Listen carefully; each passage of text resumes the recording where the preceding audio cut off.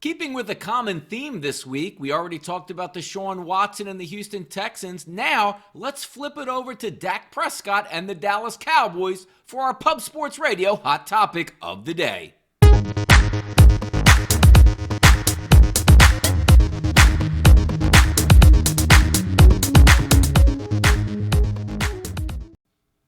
I'm Donnie Seymour, and this is my Pub Sports Radio hot topic of the day. Already did a video earlier this week with Deshaun Watson and the Houston Texans, stating the Houston Texans need to hold firm and actually would be in a better spot if Deshaun Watson decided to not play football for them in 2021. Let's move it over to the other team in state with the Dallas Cowboys and Dak Prescott. Dak Prescott has been a model citizen for the Dallas Cowboys, but let's also keep in mind it's a benefit to Dak Prescott to be the Cowboys starting quarterback, and the monetary means what that is off of the field. As we stated before in previous videos, Dak Prescott pre-pandemic was making close to $50 million a year off the field. Now we take a look at on the field. Obviously, the price tag this year is going up with the franchise tag that will be placed, and it'll make about $37 million on the field. But here's where the price point comes in, because if you paid him 2 years ago, you would have got him a little bit cheaper, and Dak Prescott would have taken a little bit of hit on the field, but again, making all that money off the field. If Dak Prescott goes to another franchise, he's not making $50 million off the field as being with the most powerful brand in all of sport in the world, being with the Dallas Cowboys. But let's take a look from Jerry Jones' perspective and the Dallas Cowboys. What are you actually paying for here? Because if Dak Prescott's representatives are telling him, hey, we want just as much as Patrick Mahomes, but we'll settle for a little bit less, and what that actually means. We all know the most talented quarterback in the NFL is Patrick Mahomes. He already has a Super Bowl and has been to another one on top of it.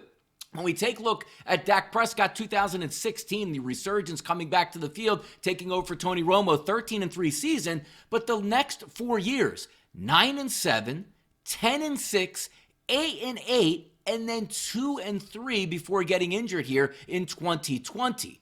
So if you're saying you're the Dallas Cowboys, what exactly am I paying for it? Because if I'm paying north of $40 million, I need to be in the running to win a Super Bowl every single year, because a quarterback taking up that amount of cap space, I can't fill in around on the offensive line or the defensive backfield or the defensive line. You have to take a hit in some of those positions. Most of the time you'll see these NFL GMs, they want to get after a quarterback on a rookie contract and spend around him. So by the time you have to pay the quarterback, like Patrick Mahomes, you already have a Super Bowl in place and a chance for a few more before those heavy cap credits kick in down the line, like Dak Prescott is going to have if he signs a long-term contract. It's an interesting conundrum that the Dallas Cowboys are sitting in, but we're not too far off from, hey, sign the franchise tag this year and maybe just moving on. The other options that you're hearing, hey, Russell Wilson wants to go down to Dallas. Why would the Dallas Cowboys, who would have to pay Russell Wilson and give away a few future first-round draft picks to get Russell Wilson,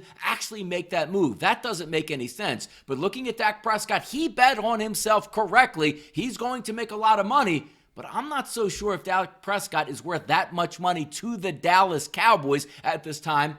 But having said that, 2021, Dak Prescott, if he comes back healthy, he's the best quarterback by far in the NFC East and can certainly make a playoff run. Jerry Jones isn't getting any younger. He doesn't want to waste any of these years with any rebuilding. We'll see how it turns out. But to me, Dak Prescott and the Dallas Cowboys probably headed for a split over the next year or two. I'm Donnie Seymour for Pub Sports Radio. This was your hot topic of the day.